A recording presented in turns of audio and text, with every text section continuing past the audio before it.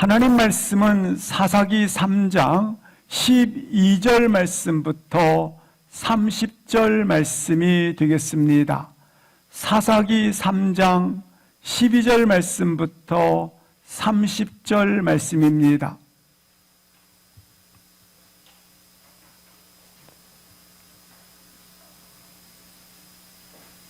함께 합독을 하시겠습니다. 이스라엘 자손이 또 여호와의 목전에 악을 행하니라. 이스라엘 자손이 여호와의 목전에 악을 행함으로 여호와께서 모압 왕 에글론을 강성하게 하사 그들을 대적하게 하심에 에글론이 암몬과 아말렉 자손들을 모아 가지고 와서 이스라엘을 쳐서 종려나무 성읍을 점령한지라. 이에 이스라엘 자손이 모압 왕 에글론을 18해 동안 섬기니라. 이스라엘 자손이 여호와께 부르짖음에 여호와께서 그들을 위하여 한 구원자를 세우셨으니 그는 곧 베냐민 사람 게라의 아들 왼손잡이 에훗이라. 이스라엘 자손이 그를 통하여 모압 왕 에글론에게 공물을 바칠 때에 에훗이 길이가 한 규빗 되는 좌우에 날선 칼을 만들어 그의 오른쪽 허벅지 옷 속에 차고 공물을 모압 왕 에글론에게 바쳤는데 에글론은 매우 비둔한 자였더라. 에훗이 공물을 바치기 마친 후에 공물을 메고 온 자들을 보내고 자기는 길갈 근처 돌뜨는 곳에서부터 돌아와서 이르되 왕이여 내가 은밀한 일을 왕에게 아뢰려 하나이다 하니 왕이 명령하여 조용히 하라 하매 모셔 선자들이 다 물러간지라. 에훗이 그에게로 들어가니 왕은 서늘한 다락방에 홀로 앉아 있는 중이라. 에훗이 이르되 내가 하나님의 명령을 받들어 왕에게 아랠 일이 있나이다 하매 왕이 그의 좌석에서 일어나니 에훗이 왼손을 뻗쳐 그의 오른손 허벅지 위에서 칼을 빼어 왕의 몸을 찌르매 칼자루도 나를 따라 들어가서 그 끝이 등 뒤까지 나갔고 그가 칼을 그의 몸에서 빼내지 아니하였으므로 기름이 칼날에 엉켰더라. 에훗이 현관에 나와서 다락문들을 뒤에서 잠그니라. 에훗이 나간 후에 왕의 신하들이 들어와서 다락문들이 잠겼음을 보고 이르되 왕이 분명히 서늘한 방에서 그의 발을 가리우신다 하고 그들이 오래 기다려도 왕이 다락문들을 열지 아니하는지라. 열쇠를 가지고 열어본즉 그들의 군주가 이미 땅에 엎드러져 죽었더라. 그들이 기다리는 동안에 에훗이 피하여 돌뜨는 곳을 지나 스나이로 도망하느니라. 그가 이르더 에브라임 산지에서 나팔을 불매 이스라엘 자손이 산지에서 그를 따라 내려오니 에훗이 앞서가며 그들에게 이르되 나를 따르라. 여호와께서 너희의 원수들인 모압을 너희의 손에 넘겨주셨느니라 하매 무리가 에훗을 따라 내려가 모압 맞은편 요단강 나루를 장악하여 한 사람도 건너지 못하게 하였고 그때에 모압 사람 약 10,000명을 죽였으니 모두 장사요 모두 용사라. 한 사람도 도망하지 못하였더라. 그날에 모압이 이스라엘 수하에 굴복하매 그 땅이 80년 동안 평온하였더라. 아멘, 아멘. 우리는 결론을 가집니다. 육체 가시는 한계가 아니라 성공의 지렛대입니다. 인생의 최대 약점은 그의 삶을 가로막는 장애물이 아니라 디딤돌입니다. 우리에게 필연적으로 주어진 약점들이 있습니다. 오늘 그것을 넘어서고 그것을 딛고 일어나 더 크게 비상하는 디딤돌이 될 것입니다. 그렇습니다. 하나님 앞에서 능력이 없어서 우리가 쓰임받지 못하는 것이 아니라 믿음이 없어서 쓰임받지 못하는 것입니다. 믿음은 우리에게 주어진 모든 것들을 변화시키는 능력입니다. 본문에 등장하는 이스라엘의 두 번째 사사 에훗이 바로 그러한 사람이었습니다. 에훗은 이스라엘에 있어서 백성을 다스리고 군대를 이끌고 전장에 서기 위해서는 너무나 많은 핸디캡을 가진 사람입니다. 그는 이스라엘의 사사로서 구원자로 서 있기 위해서는 흠이 많은 결정적 사유들을 가진 사람입니다. 이렇게 필연적인 연약함을 가진 자라고 하는 것입니다. 그런데 오늘 하나님께서 한 민족을 구원하는데 바로 그 한 사람의 인생을 쓰셨다고 하는 것입니다. 무엇이 에훗으로 하여금 하나님의 영광의 도구로 쓰임받게 하였는가? 오늘 우리 모든 교회가 결정적 연약함들은 가지고 있습니다. 그러나 겁내하지 마십시오. 왜냐하면 하나님께서 하나님의 영광의 도구로 쓰실 것이기 때문입니다. 먼저 12절을 합독을 하시겠습니다. 이스라엘 자손이 또 여호와의 목전에 악을 행하니라. 이스라엘 자손이 여호와의 목전에 악을 행함으로 여호와께서 모압 왕 에글론을 강성하게 하사 그들을 대적하게 하시매. 에훗이 등장하는 배경을 말씀해 주고 있습니다. 이스라엘의 첫 번째 사사는 온니엘입니다. 온니엘은 구원자로 그가 사명을 감당하였고, 그리고 이스라엘은 온니엘에 이르러 40년 동안 태평성대하였더라. 그런데 또 이스라엘이 여호와께 악을 행하였다라고 말씀하고 있습니다. 여기 또라고 하는 것은 계속해서 여호와의 목전에 악을 행하였다. 이것은 이스라엘 자손들이 또 하나님의 주신 은혜를 망각하고 있었다라는 것입니다. 여호와의 목전에서 이스라엘 자손이 악을 행함으로 하나님께서는 징계하기 위하여 여호와께서 모압 왕 에글론을 강성하게 하였다고 말씀을 하고 있습니다. 왜? 모압 왕 에글론이 강성했는가? 이스라엘 자손이 여호와의 목전에서 악을 행했기 때문이라고 말씀을 하고 있는 것입니다.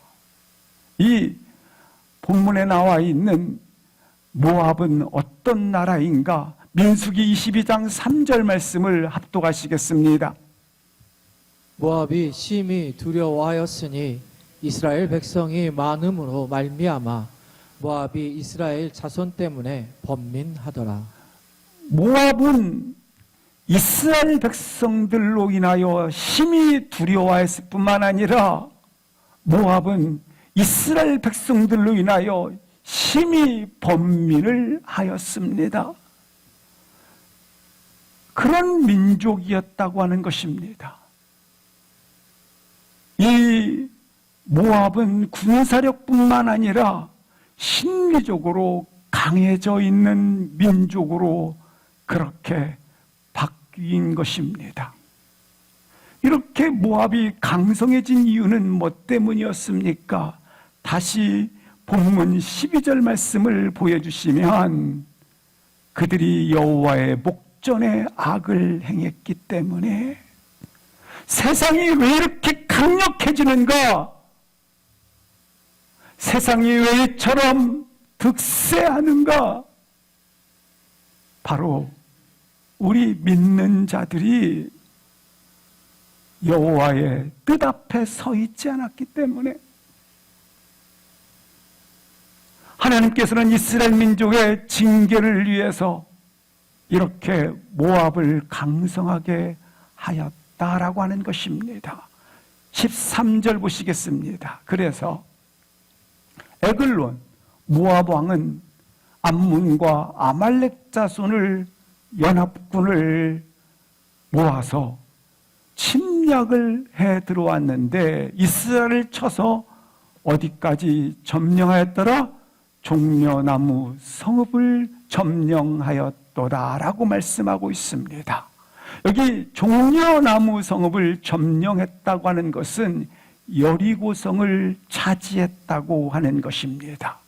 이 여리고성은 가나안의 첫 성으로서 이 성을 정복하는 것은 곧 가나안 땅을 다 정복한 것과 같은 것입니다. 이 여리고성을 점령한지라 이스라엘 민족에 있어서 승리를 상징하고 믿음을 상징하는 곳이 여리고성입니다. 그런데 이 성을 빼앗겨 버렸더라. 여리고성은 비옥한 토지이기 때문에 종려나무가 창일하게 가득 차 있습니다. 지정학적으로 가나안 정복의 길목이기 때문에 전략적 요충지이기도 합니다. 근데 이 여리고성을 점령하였더라. 가나안은 결국 누구의 지배 아래 들어가게 되었더라? 모압의 지배 아래 들어가게 되었더라. 14절 보시겠습니다. 그 결과 18해 동안 18년 동안 이스라엘 자손은 모압 왕 에글론 앞에 압제 아래 있게 되었더라. 종이 되어 있더라. 우리가 잘 아시는 것처럼 이 여리고성을 점령할 때에 이스라엘 민족이 점령할 때에 6일 동안 매일 한 바퀴씩 돌고 7일째 되는 날 7번 돈 후에 큰 소리의 함성을 치자 천홍성벽이었던 여리고성이 한순간에 다 무너져 버렸습니다. 그리고 이 여리고성은 하나님의 이스라엘 백성들에게 선물로 주어진 성읍입니다. 땅입니다.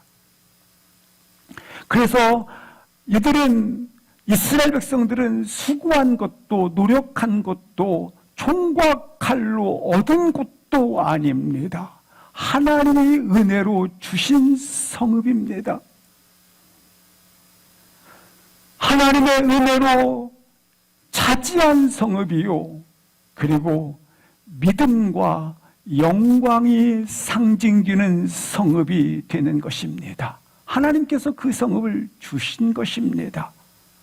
그런데 오늘 그 성을 다 빼앗겨버리고 있는 것입니다. 포로가 되어 있는 것입니다. 사랑하는 성도 여러분, 이스라엘이 하나님 편에 서서 그분의 길을 따를 때에 자신의 힘과 노력으로가 아니라 이 성이 선물로 주어진 것입니다. 그렇습니다. 하나님을 얻으면 모든 것을 얻게 받게 되는 것입니다. 그러나 이스라엘 백성들은 풍요와 번영에 따라 바알을 숭배하였습니다. 그들은 여호와의 목전에 악을 행하였습니다. 그래서 하나님의 은혜요, 하나님의 기업이요, 승리의 상징이었던 여리고성을 빼앗기고 만 것입니다. 누구에게 빼왔습니까? 심히 두려워하고 심히 번민했던 그 모압 민족에게, 그 존재들에게 불복하여 18년 동안 빼앗겼을 뿐만 아니라 종이 되어 있었던 것입니다. 그리고 그들이 1년 동안 수고하고 땀을 흘렸던 곡물들을 조공으로 바치게 되는 것입니다. 왜입니까? 하나님의 은혜를 잊어버렸기 때문에. 왜입니까? 하나님의 은혜를 망각했기 때문에 말입니다. 기억하십시오. 우리가 설 수 없는 곳에 서 있고 우리가 소유할 수 없는 것을 소유하게 되었을 때 똑같습니다. 가질 수 없는 것을 소유했다면 여기 이스라엘 백성들처럼 은혜를 망각하기가 쉽다라는 것입니다.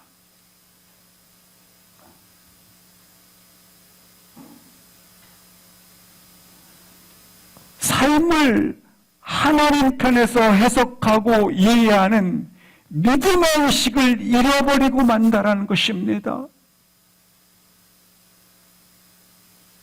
내가 이제 섰어.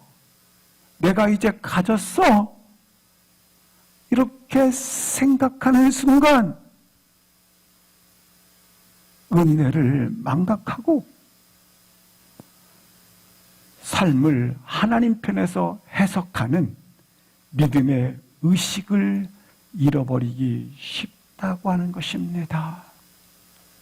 그래서 사랑하는 성도 여러분, 이곳에 선 것도, 우리가 가진 것도, 우리가 누리는 것도 모든 것이 하나님으로부터 왔음을 고백하고 모든 것이 은혜임을 찬양하는 것입니다. 그런데 이 모든 것이 하나님부터 온 것인 것을 잊어버리면 인생에 있어서 내가 서 있는 것, 소유한 것, 내가 누리는 모든 것들을, 은혜를 잊어버리면 당연하다고 생각하는 것입니다. 당연하다고 생각하는 그 순간 하나님의 존재 가치는 땅에 떨어지고 마는 것입니다. 여기 이스라엘 자손들처럼.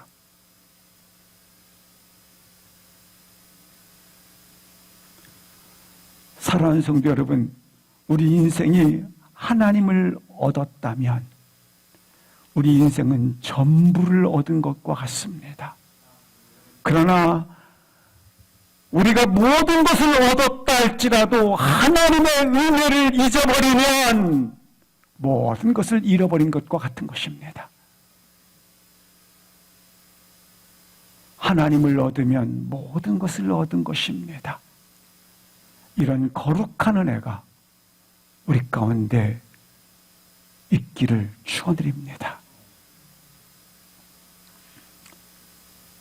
역사의 전환은 언제 일어나는가? 종에서 주인으로, 잃어버렸던 것에서 회복으로, 빼앗겼던 것에서 자유로 언제 역사의 전환은 일어나는가? 무너졌던 하나님과의 관계가 회복될 때입니다. 혹 비참한 비참한 내 인생의 이야기를 가지고 계십니까? 거듭된 악순환과 실패의 고리를 가지고 계십니까? 끊어버리고 적군에 종속된 운명의 사슬로 매여 있다고 생각하십니까? 오늘 여기 적군에 종속된 사슬에 18년 동안 매여 있지 않습니까? 어떻게 역사하는가? 어떻게 하면 전환할 수 있는가? 어떻게 하면 역사를 다시 쓸 수 있는가? 간단해요. 아주 쉬워요. 이 쉬운 답을 우리 교회가 선택해야 돼요. 아니, 우리가 한 사람 한 사람이 선택해야 돼요. 그 쉬운 답은 기도입니다. 기도 이상으로 하나님을 내가 의지하고 있습니다. 그 믿음의 행위를 대체할 것이 하나도 없다는 겁니다. 기도 이상으로 하나님의 구원을 바라는 것은 없습니다. 기도 이외에는 기도 이상으로 하나님을 의존하는 믿음의 행위가 없습니다. 기도하지 않고 수많은 행위를 한다 할지라도 대체할 수 없습니다.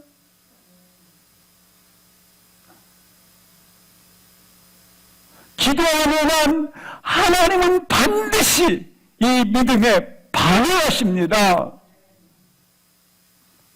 15절 합독하시겠습니다. 시작. 이스라엘 자손이 여호와께 부르짖음에 여호와께서 그들을 위하여 한 구원자를 세우셨으니 그는 곧 베냐민 사람 게라의 아들 왼손잡이 에훗이라. 이스라엘 자손이 그를 통하여 모압 왕 에글론에게 공물을 바칠 때에 이스라엘 자손이 고통 중에 부르짖자 여호와께서 일하셔서 한 구원자를 세우셨다고 말씀을 하고 있습니다.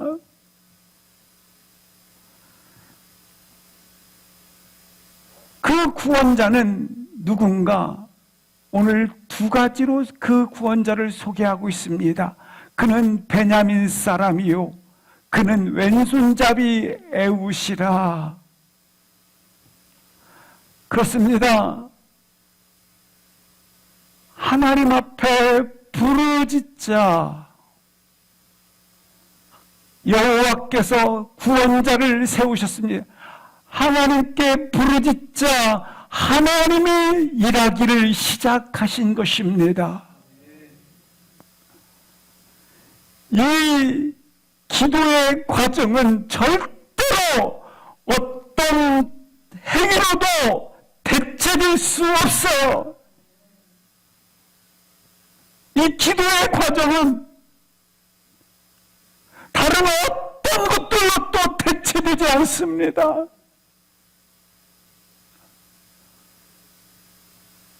왜 이스라엘 자손이 18년 동안 종살이를 했는가? 기도의 시작이 없었기 때문에.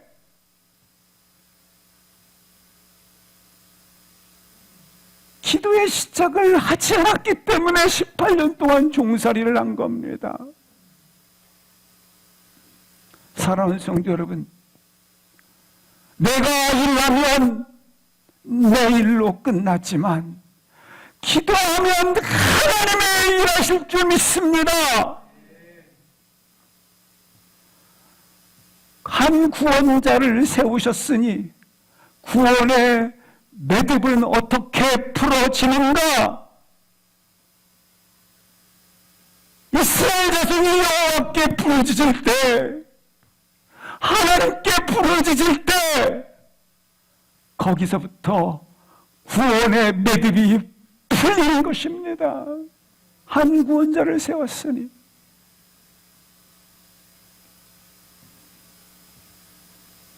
기도의 시간을 다시 한번 갖기를 주의 이름으로 축원합니다.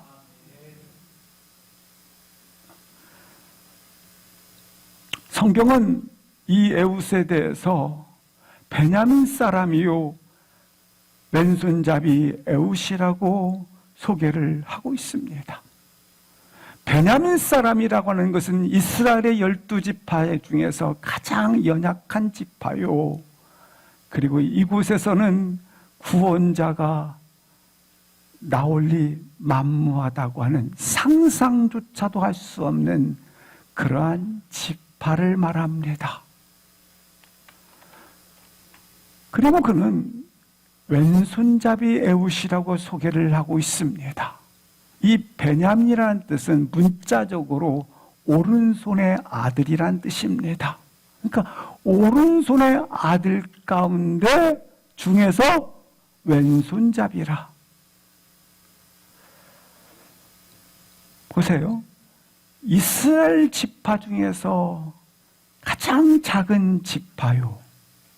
그리고 오른손의 아들들 중에서 왼손잡이라. 한마디로 뭔가 안 맞지 않습니까? 다른 표현으로 말하면 제대로 작동이 안 되는 사람이라는 겁니다. 여기 왼손잡이라고 하는 것은 왼손을 능하게 썼기 때문에 왼손잡이가 아니라 오른손이 함몰되었다라는 겁니다. 오른손이 한마디로 말하면 장애라고 있는데 장애 정도가 그냥 장애가 아니라 거의 쓰지 못한 완전히 함몰된 상태를 말합니다. 그러니까 왼손이 능하기 때문에 왼손을 쓰는 게 아니고 오른손을 쓸 수 없으니까 왼손만 쓰는 사람입니다. 성경은 왜 이렇게 글을 자세하게 기록하고 있는가? 그는 약한 자 중에 약한 자 중이요. 저 사람 구실을 할 만한 사람인가? 사람 구실이나 하고 살았으면 좋을 듯한 사람이라는 것입니다. 그런 에웃이라는 거예요. 성경에서 오른손에 대한 의미를 시편 16편 11절 말씀을 보시겠습니다. 거기 보면 주의 오른쪽에는 영원한 즐거움이 있도다. 그래서 이 오른손은 축복과 영광과 권능을 상징합니다. 그래서 구약에 보시면 족장들이 자녀들을 축복할 때에 항상 오른손을 얹으사 축복하는 내용이 기록되어져 있습니다. 근데 그가 오른손을 못 써요. 이 욥 오른손을 쓸 수가 없는 거죠. 오른손을 쓸 수가 없어서 에웃은 이처럼 결정적인 약점을 가진 자였다는 것입니다. 부족감 그리고 결핍감을 가진 자였다.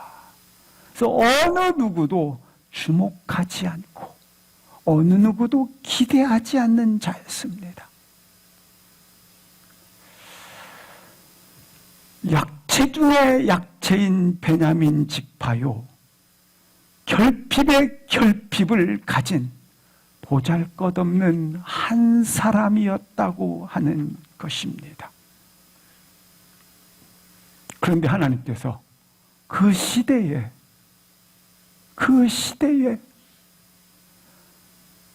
이스라엘 민족의 구원자로 민족을 살리는 자로 하나님께서 그를 선택하셨다는 것입니다.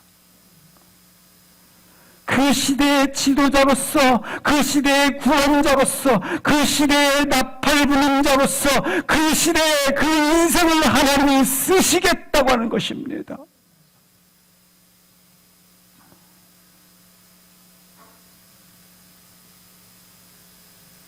중요한 것, 대신 하나님께서 그의 오른손이 되어 주신 것입니다. 우리가 그래요. 나의 연약함과 부족함과 나의 결핍감 걱정하지 마십시오. 하나님께 드리기만 하면 하나님이 친히 그의 오른손이 되어 주신다고 하는 것입니다. 그의 부족, 그의 결핍, 하나님의 권능으로 채워주시는 거예요. 마치 우리 주님께서 이 땅에 오셨을 때에 마른 땅의 줄기와 같이 고운 모양도 흠모할 모양도 없도다.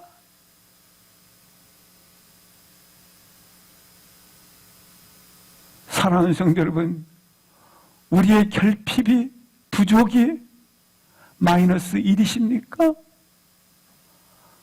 더하기 무한대를 더해 보십시오. 무한대입니다. 나의 결핍이, 부족감이 만입니까? 무한대를 더해 보십시오. 그래도 무한대입니다. 나의 이 결핍과 부족과 나의 이 어찌 보면 상처난 아픔들 어깁니까? 무한대를 더해 보십시오. 그래도 무한대입니다. 그렇습니다. 여러분의 부족 속에, 아니 우리 남된 교회의 부족 속에 하나님의 전능하심을 더하면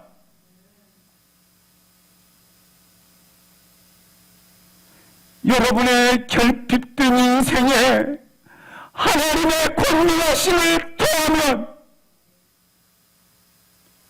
나의 질병, 나의 가난, 나의 결핍, 나의 누추함, 부족감, 두려움, 가난,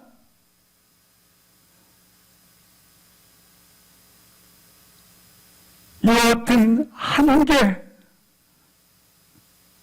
절벽, 그 무에 하나님의 생명을 더하면, 하나님의 부함을 더하면, 하나님의 권세를 더하면, 하나님의 강함을 더하면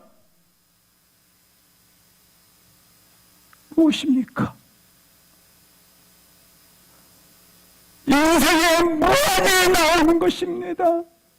사랑하는 성도 여러분, 하나님을 더하면 놀랍게 하나님의 무한이 나오는 겁니다. 그런데 왜 하나님을 더하는 인생을, 이 더하는 인생의 공식을 내가 적용시키지 않으십니까? 하나님을 더하는 인생의 방식을 왜 내가 적용하지 않으시고 왜 자꾸 잊어버리십니까?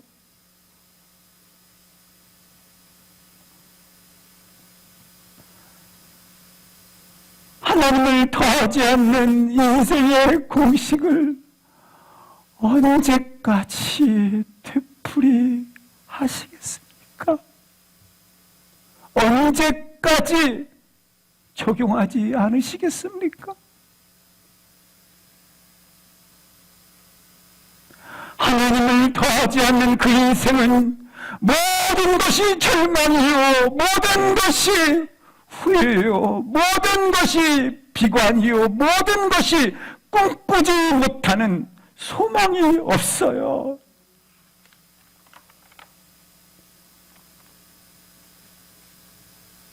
사랑하는 성도 여러분, 언제까지 하나님을 더하지 않고 초라한 계산기만 너무너무 두드러져서, 이렇게 초라한 계산기만 자꾸 두드려서 한숨 쉬고, 내가 계획 세웠지만 실패하고, 더 자꾸 좌절하고,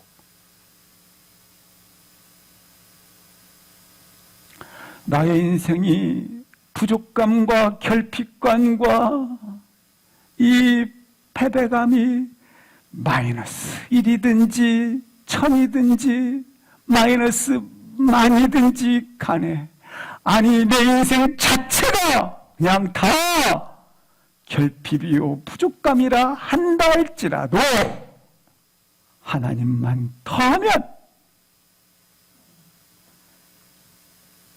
무한으로 사시는 것입니다.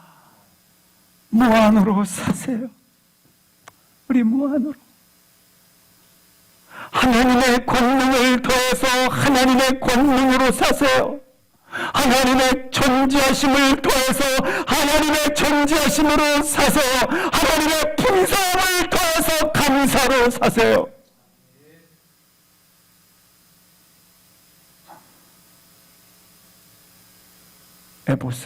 에봇은 자신의 부족감을 이 오른손 말라버린 하나님이 하실 수 있도록 내어드렸어요. 그랬더니 하나님이 오른손이 되셔서 하시더라고요.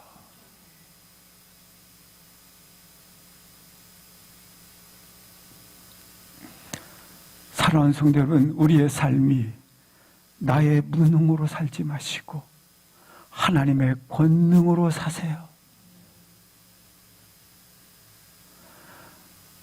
그분의 오심으로 말미암아 그 크신 팔에 안기세 그분의 팔을 의지하는 삶이 되기를 주의 이름으로 축원합니다. 주님 손 안에 있는 한 나의 결핍, 나의 부족 더 이상 결점이 아닙니다. 주님 팔에 있는 한 말입니다. 16절부터 20절 말씀을 보도록 하시겠습니다. 에훗이 18년 동안 분명히 조공을 바치지 않습니까? 그래서 에훗이 적군인 에글론에게 17절 말씀을 먼저 보여주시겠습니다. 모압왕 에글론에게 공물을 바치는 그런 사절단으로 등장을 하게 됩니다. 이 에훗이. 그런 에훗은 여러 사절단들을 데리고, 수행원들이죠. 데리고 에글론에게 접근해서 공물을 바쳤다고 말씀을 하고 있습니다. 이스라엘의 대표자로서 적 에글론에게 공물을 바친 것이죠. 그런데 한 가지 16절 말씀을 보여주시겠습니다. 앞에 보시면 날선 칼이 오른쪽 허벅지 옷 속에 채워져 있더라. 에글론 앞에 이렇게 칼을 차고 나가게 된 것입니다. 다시 17절 보시겠습니다. 근데 에글론은 매우 비둔한 자였더라. 다른 표현으로 말하면 그는 탐욕에 찌들어 있었던 자였더라. 18절 말씀을 보시겠습니다. 에훗이 공물을 바쳤습니다. 그리고 돌아가다가 19절 보시겠습니다. 어디로? 여기 길갈 근처 돌뜨는 곳에서부터 이 에훗은 다시 돌아와서 이렇게 왕에게 아뢰옵니다. 비밀리 할 얘기가 있습니다. 그러자 왕이 명령하여 신하들과 함께 다 물러가게 한지라. 20절 보시겠습니다. 물러갔어요, 신하들이. 20절 보시면 이제 에훗이 다락에 있다가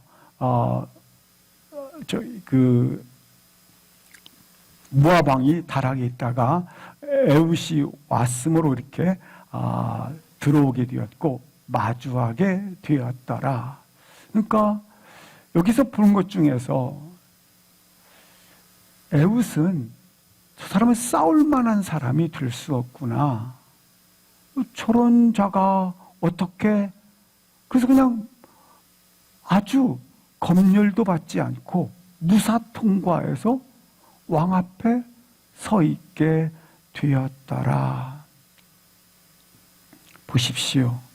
에훗의 결핍 약점이 오히려 어떤 일을 합니까? 이처럼 왕에게, 군사들에게 의심도 하지 않고 자리를 내어주게 되었더라. 보십시오. 에훗은 세상 사람들이 보기에는 조건적으로 얼마나 무능해 보였는가. 저는 심각한 장애를 가진 자구나, 이렇게 세상은 해석을 했습니다. 그런데 에훗에게는 정작 좌우에 날선 검을 가지고 있었다고 하는 것입니다. 우리의 승부는 바로 여기 있습니다. 사람에게 환호받고 박수받고 그렇게 시작해서 비참하게 받쳐지는 사람이 있는가 반면에 이처럼 비참한 조건이지만 결정적인 무기를 가진 사람이 있다고 하는 것입니다. 분명히 에훗은 시작부터 불편했습니다. 에훗은 분명히 시작부터 어떤 존재감도 발휘할 수 없을 만큼 존재감을 갖지 못했습니다. 우리가 그럴 수 있습니다. 이런 불만족, 결정적 결핍, 치명적 약점을 가지고 출발이 될 수 있고 지금 그런 상태일 수 있습니다. 그런데 완전한 대체물이 있습니다. 그건 뭐냐? 방금 칼을 차고 있었다고 하는 것입니다. 이건 뭘 표현하면 영적으로 보면 하나님의 부르심, 그에 따른 하나님의 능력이 그에게 있었다고 하는 것입니다. 나의 인생에 참을 수 없는 결핍, 부정할 수 없는 결점, 넘어설 수 없는 한계, 여기서부터 시작하는 겁니다. 에훗이 자신의 결핍을 극복하기 위하여, 아니 뛰어넘기 위하여, 비상하기 위하여 오른발, 마치 우리 손에 이 사이즈의 칼을, 규빗 크기를 말합니다. 이 왼손으로 칼을 뽑기 위해서 시도하고 극복하기 위해서 고된 연습, 고된 수고들을 다 했다고 하는 것입니다.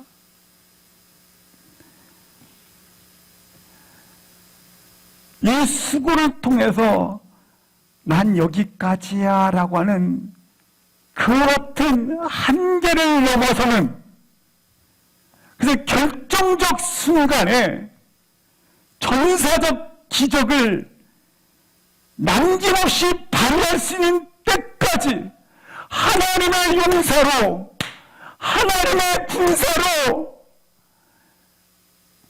모든 것을 발휘할 때까지 연습을 끊임없이 함을 통해서 한계를 넘어서는 이와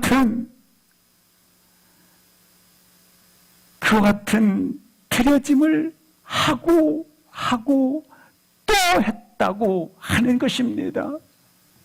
사랑하는 성도 여러분, 우리 모든 교회도 동일합니다.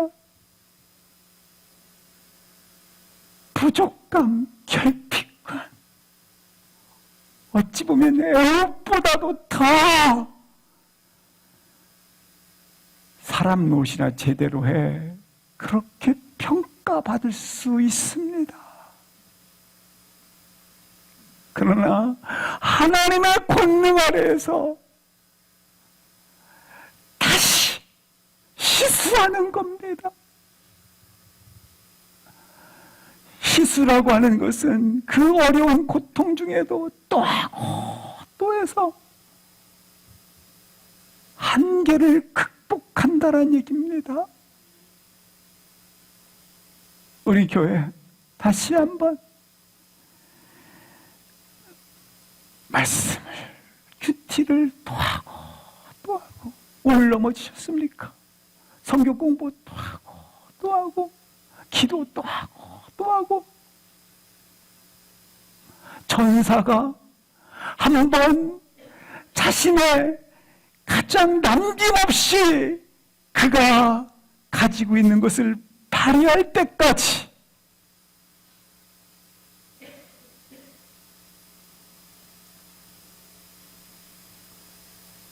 권능을 부어주시는 주님의 축복을 의지해서 한계 이상을 사는 삶으로 일어나기를 주의 이름으로 기도합니다. 이 사실을 믿으십니까? 바로 에훗은 이 한계를 뛰어넘었던 것입니다. 21절부터 계속 보시겠습니다. 거기 보면 에훗의 암살 장면이 상세하게 기록되어져 있습니다. 장애가 있던 오른손 대신 왼손을 이용했습니다. 왼손을 뻗쳐 허벅지 위에서 칼을 빼어 그는 칼을 빼어 주저함없이 몸을 찌릅니다. 22절 보시겠습니다. 근데 이 칼날이 그 끝이 등 뒤에, 그러니까 중요한 건 단번에 찔렀습니다. 단번에. 그러니까 이 연습이 어땠는가 아시겠죠? 배 안에 단번에 찌르게 됩니다. 저도 연습을 해봤어요, 계속. 이 쉬운 게 아니에요, 이게.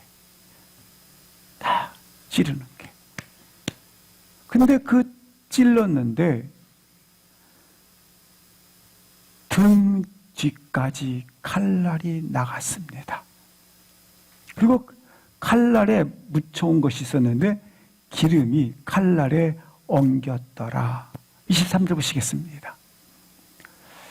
에훗은 이렇게 암살을 한 후에 현관에 나와서 다락문을 잠그고 나오게 됩니다. 나간 후에 24절 보시겠습니다. 왕의 신하들이 기다려보았지만 나오지 않았기 때문에 이제 들어갔습니다. 다락문이 잠겨있음을 보고, 잠겼어요? 우리 왕이 이렇게 생각을 합니다. 우리 왕이 서늘한 방에서 그의 발을 가리우신다. 여기 가리우신다라는 말은 용변을 보고 계시는구나, 이렇게 그들이 생각을 했다라는 것입니다. 근데 이미 암살될 때에 칼날로 배를 찔러 등 뒤까지 칼날이 나왔을 때에 그는 암살되면서 배설물을 쏟아냈던 것입니다. 그래서 우리 왕이 용변을 보신다라고 생각을 하게 된 것입니다. 성경은 왜 이렇게 암살 장면을, 참 이건 20살이나 읽어야 될 말씀처럼 그렇게 노골적으로 묘사를 하고 있는가? 에훗의 전사적인 용맹스러움을 보여주고 있는 것입니다. 왜입니까?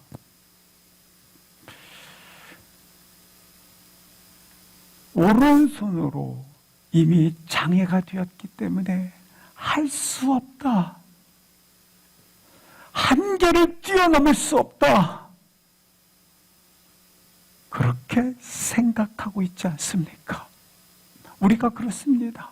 할 수 없다. 한계사항을 뛰어넘을 수 없다라고 생각하지 않습니까?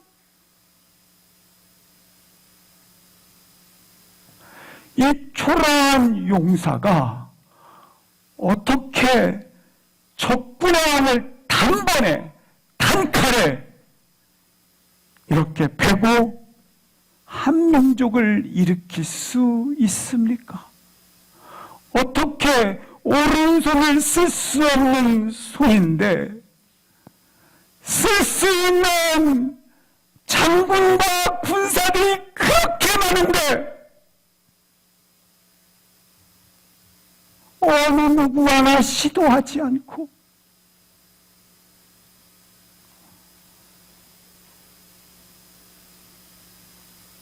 아니 다 쓸 수 있는 손이 있고 근데 어느 누구 시도하지 않았다라는 걸 얘기하는 거예요.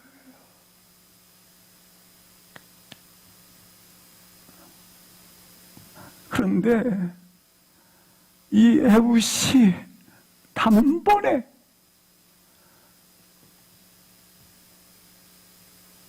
필수 없이 담대하게 시행하였다라는 걸 말하는 거예요.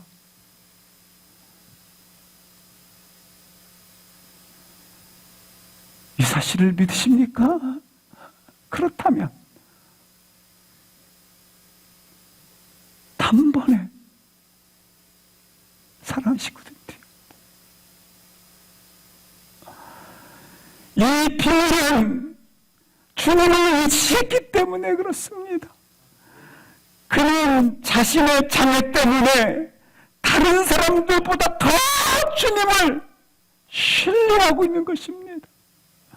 그는 자신의 결핍 때문에 주님 외에 다른 것은 의지할 게 없구나. 주님 외에 다른 어떤 것도 의지할 수가 없다.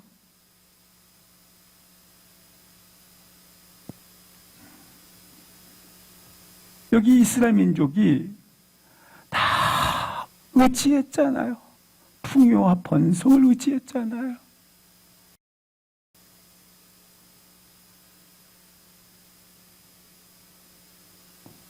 이 장애와 결핍이 과연 인생의 한계입니까? 분명히 기도보다 더 나은 믿음의 행위는 없습니다. 그와 마찬가지로 주님을 의지하는 것보다 더 나은 능력의 원천은 없는 것입니다. 18년 동안 이스라엘 민족은 계속해서 모압을 우리는 이길 수가 없어. 계속.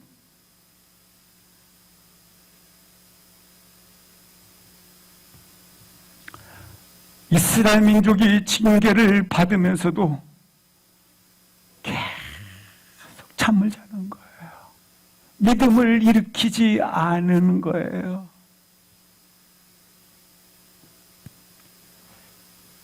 그들의 믿음은 죽어 있었던 거예요.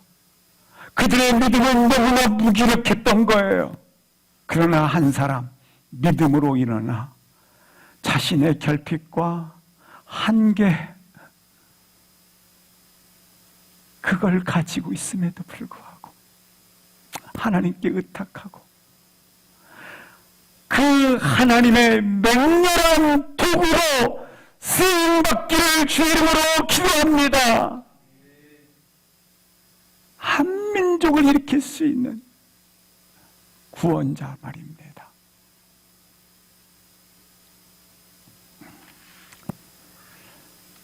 에봇은 결정적인 승리를 가졌습니다. 그러나 거기에 멈추지 않고 완전한 승리를 향해서 나아갑니다. 27절부터 29절 합독하시겠습니다. 시작. 그가 이르러 에브라임 산지에서 나팔을 불매 이스라엘 자손이 산지에서 그를 따라 내려오니 에봇이 앞서가며 그들에게 이르되 나를 따르라. 여호와께서 너희의 원수들인 모압을 너희의 손에 넘겨주셨느니라. 무리가 에웃을 따라 내려가 모압 맞은편 요단강 나루를 장악하여 한 사람도 건너지 못하게 하였고 그때에 모압 사람 약 10,000명을 죽였으니 모두 장사요 모두 용사라. 한 사람도 도망하지 못하였더라. 27절에 보시면 에웃은 나팔을 불매 나팔을 불었습니다. 이것은 자신의 승리가 아니라 공동체의 승리입니다 라는 표현이 되겠습니다. 하나님 나라의 완전한 승리를 위해서 잠자던 이스라엘을 깨웠다는 얘기입니다. 모압의 종노릇하던 잠자던 이스라엘, 한순간에 놀랍게 여호와의 구원대로 일어났습니다. 29절 말씀을 보시겠습니다. 27절에 에웃을 따라가며 이렇게 나와 있지 않습니까? 여호와의 군대로 일어났다는 걸 말하는 겁니다. 29절 말씀해 보시니까 모압 사람이 약 10,000명 죽었는데 성경에 이렇게 자세하게 기록하고 있습니다.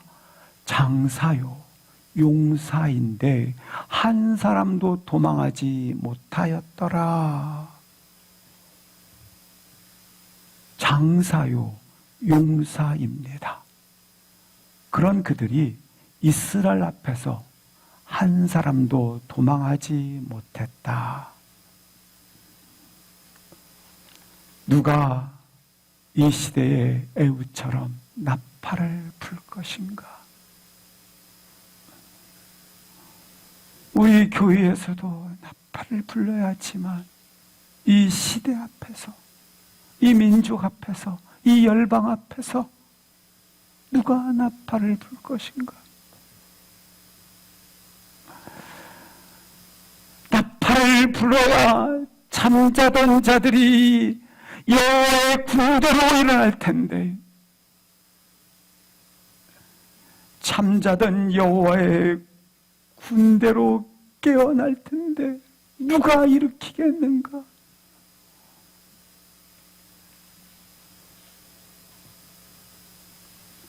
저와 우리 여러분 성도분들 한 분 한 분이 이 민족을 향해서 다시 한번